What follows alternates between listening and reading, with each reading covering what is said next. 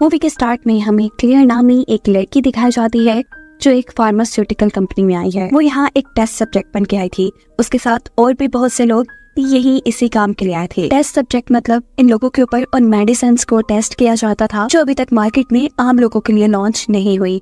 वो medicine safe है या नहीं, उसका फैसला इन टेस्ट सब्जेक्ट्स को खिलाकर किया जाता है। इसमें यकीनन इनकी जान को भी खतरा है, लेकिन इस काम के लिए बहुत से पैसे मिलते हैं। टीनी ने मेडिसिन तो ले ली थी, लेकिन अभी भी वो काफी परेशान थी कि कहीं उसकी मौत ना हो जाए। उसके बाद सारे ही टेस्ट सब्जेक्ट्स को एक रूम में लेकर आया जाता है और उनसे मिलने के लिए आती है डॉक्टर रोजी, जिनके अंदर इनके ऊपर एक्सपेरिमेंट हो रहा था।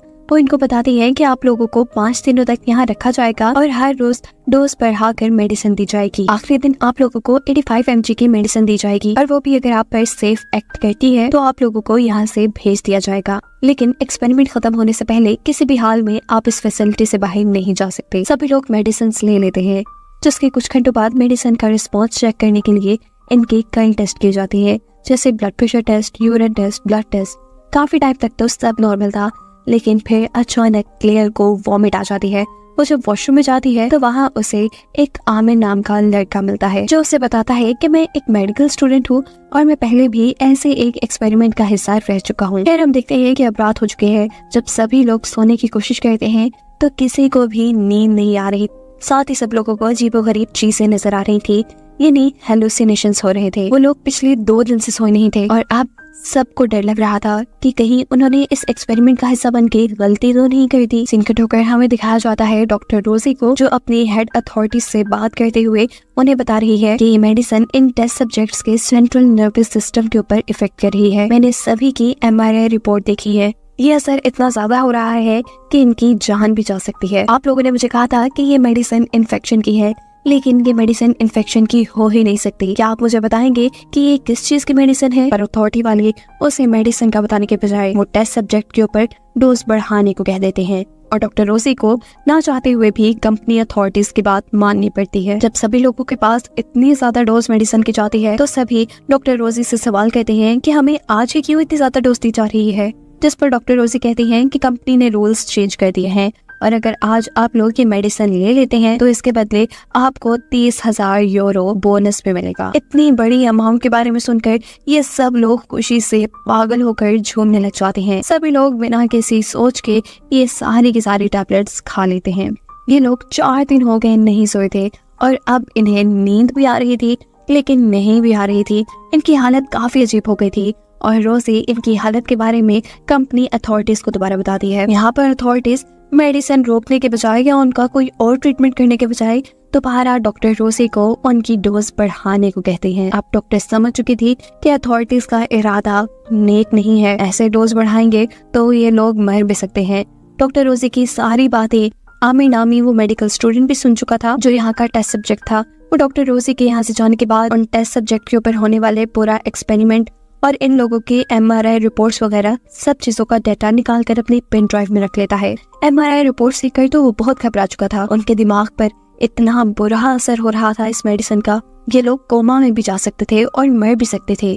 जैसे ही डाटा आमिर ने एक दूसरी पेन ड्राइव में कवर किया था, ये खबर कंपनी की अथॉरिटीज को भी हो गई थी और बिना वक्त जाया किए उन्होंने कंपनी में 24 घंटे का लॉकडाउन लगा दिया था। यहाँ क्लियर जो अपनी एक साथी के पास आती है तो उसे देखकर वो घबरा चुकी थी। क्लियर की ये साथी क्योंकि सो गई थी, सोने की वजह से उसकी आंखों में से, उसके कान में से, उसके पूरे मुंह से खून निकलकर वो आखिर मर जाती है। ये सभी लोग अब इस फैसिलिटी से भागने की कोशिश करते हैं, लेकिन कोई भी भाग नहीं पाता। इवन के डॉक्टर रोसी भी दरवाजे में फंसकर मारी जाती है।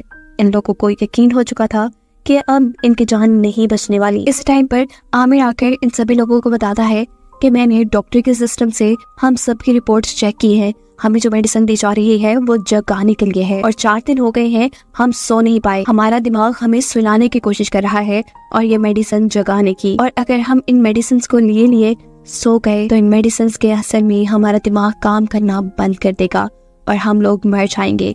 किसी भी तरह करके हमें सिर्फ 24 घंटे तक जागे रहना है, जिसके बाद दवा का असर कम हो जाएगा, हम यहाँ से निकल पाएंगे और हमारा इलाज हो पाएगा।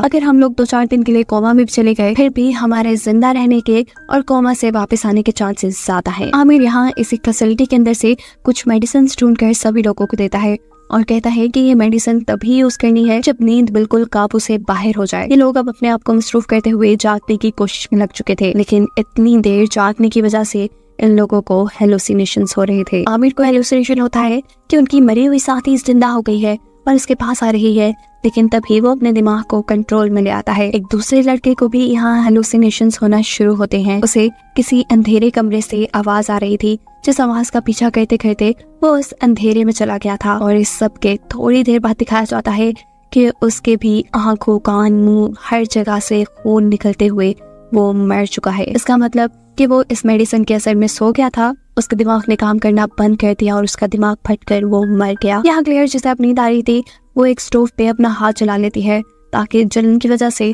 उसे नींद ना आए। क्लेयर अब इन सबसे कहती है कि मुझे नहीं लगता कि हम लोग 24 घंटे तक बच पाएंगे, हमें यहाँ से निकलने का कोई रास्ता ढूंढना ही होगा। ये लोग अब एक दरवाजे नुमा चीज को तोड़ने की कोशिश में लग जाते हैं, लेकिन बहुत खुदाई करने के बावजूद भी उन्हें यहाँ से बाहर जाने का रास्ता नहीं मिलता। अब दवाइयों के जरिए से इन लोगों को ऊट-पटांग की सोच भी आ रही थी। एक लड़के को लगता है कि शायद आमिर कंपनी के साथ मिला हुआ है, इसीलिए तो उसे इतना नॉलेज है। वो अपना इलाज ढूंढने के लिए आमिर को बांधकर उसे मारना शुरू कर देते हैं, लेकिन आमिर तो इससे ज्यादा खुद भी कुछ नहीं जानता था।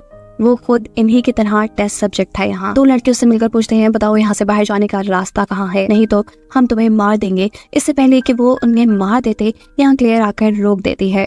और दूसरी तरफ हमें दिखाया जाता है कि एक और लड़की आमिर को मारने के लिए नींद का इंजेक्शन भर चुकी थी, क्योंकि उसे शक था कि आमिर ने कंपनी की मेडिसिन ली ही नहीं, उसके ऊपर मेडिसिन का कोई असर नहीं, और अगर वो सो भी गया तो भी नहीं मरेगा। और इससे पहले कि वो आमिर को इंजेक्शन लगाती, उसे खुद हेलुसिनेशंस हो जाते हैं। ऐसे में वो सो जाती है, उसका दिमाग भी कंट्रोल से बाहर होकर फट जाता है। बाकी सभी लोगों की तरह आंख, मुंह, नाक, कान से खून आते हुए वो भी मर जाती है। जहाँ क्लेयर को भी अब हेलुसिनेशंस होने लगे थे, वो 90% तक सो चुकी थी, और इससे पहले कि वो भी मर जाती, वो अपने दिमाग को कंट्रोल में करते हुए आमिर की दी हुई जगाने वाली दवाई खा लेती है और होश में आती है। और इसी दौरान उसे दीवार में एक छुपा हुआ दरवाजा नजर आता है, जिसके बारे में वो अपने साथियों को बताती है। ये लोग इस कमरे को खोल देते हैं और पता चलता है कि ये कमरा तो मुर्दों को रखने की जगह है, और यहीं पर एक लिफ्ट भी बनी है, जिससे शायद मुर्दों को ऊपर या नीचे लाया जाता था।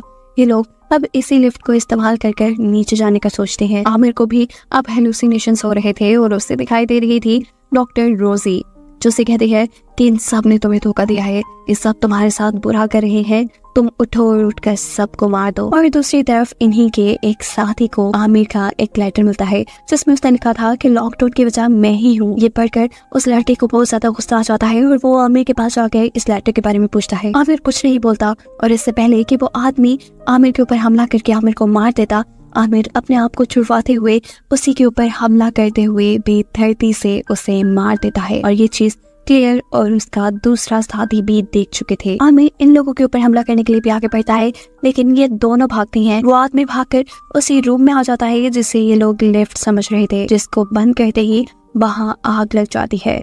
ये कमरा असल में लिफ्ट नहीं थी, बल्कि डेड बॉडीज को जलाने वाला कमरा था। शुक्र के उसने क्लियर के जाने से पहले ही इस कमरे का दरवाजा बंद कर लिया था। आखिर वो फिर बच गई। अब कंपनी के लॉकडाउन के 24 घंटे भी पूरे हो चुके थे। अचानक फैसिलिटी का दरवाजा खुलता है और यहाँ से आमिर बाहर जाने की कोशिश करता है, लेकिन उससे पहले ये गार्ड यहाँ आकर उसे शूट करके मार देते हैं, क्योंकि उन्हें कंपनी की तरफ से हुक्म मिला था कि जो भी बचे उसे मार दिया जाए। अपनी जान बचाने के लिए यहाँ क्लियर डेड बॉडीज वाला कपड़ा पहन लेती है, ताकि गार्ड्स को लगे कि वो मर गई है। गार्ड सभी डेड बॉडीज को उठाते हैं और साथ में क्लेयर को भी उठाकर अपनी वैन में डाल देते हैं। जहाँ रास्ते में वो खड़ी हो जाती है, उसे देखकर ड्राइवर डर जाता है। उन लोगों का एक्सीडेंट होता है जिसमें अब ड्राइवर मर चुका था और क्लेयर जिंदा बच गई थी, पर उन मेडिसिन के जरिए असर अब वो कोमा में जाकर वही नीचे सड़क पे पड़ी थी। सीन कट होकर हमें 4 साल बाद का सीन दिखाया जाता है। क्लेयर एक हॉस्पिटल में एडमिट है और अभी तक कोमा में है। जिसमें बताया जा रहा है कि वो फार्मास्यूटिकल कंपनी जिन्होंने इन 7 लोगों के ऊपर एक्सपेरिमेंट किया था, उनके ऊपर इन 7 लोगों को मारने का केस था, जिसका इल्जाम डॉक्टर रोसी पे लगाते हुए